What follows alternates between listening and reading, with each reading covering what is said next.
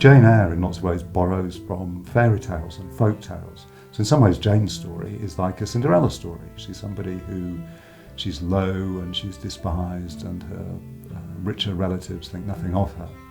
But by the end of the story she's married the handsome prince, and he's not quite as handsome as he was at the beginning of the book. But still it's got all those elements in it. But at the same time it's also got another story, which is the Bluebeard story. So Bluebeard is a man who keeps marrying a procession of virgin brides and killing them. And then the last one in the sequence opens the cupboard door and finds the bodies of the previous wives. And of course Jane Eyre finds a secret hidden away in the house too of a previous wife. Well, she's not dead, but she's mad, and deeply disturbing and distressing figure in the book. But you see the way that she draws on those two stories, but then also brings them together with much more realistic elements. You know, the lack of food, the quite realistic descriptions of the school that she went to, that are all there in the early scenes. And it's that brilliant bringing together of those two very different elements, I think, that so powers those novels and gives them this kind of both a deeply realistic sense, but also this mythical kind of power that enables them to speak to so many different places and times.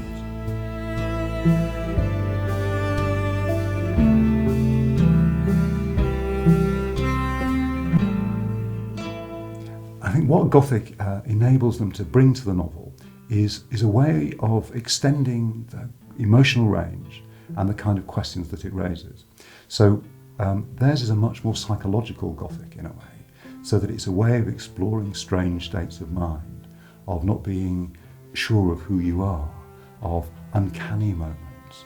And this is it's often been called the New Gothic, which is this much more psychological kind, not in which the scary things are necessarily outside yourself, but somehow they're deep within yourself.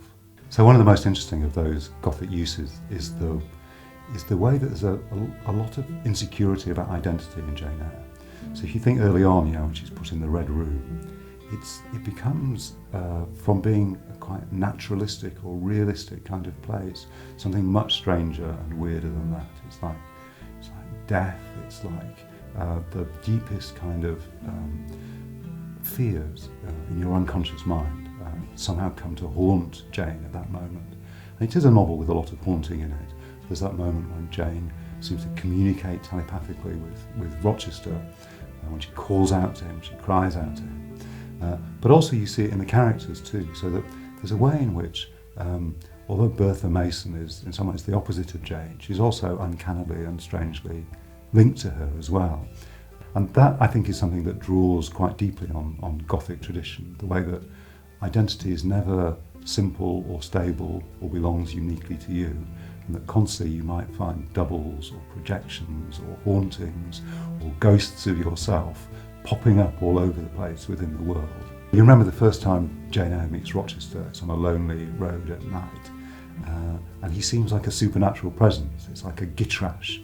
Well, Charlotte Brontë had learned about the gitrash here in this very house, and so already at the first meeting of two realistic modern people, it's already haunted by the possibility that there might be some supernatural force, something beyond them, just at the edge of their consciousness,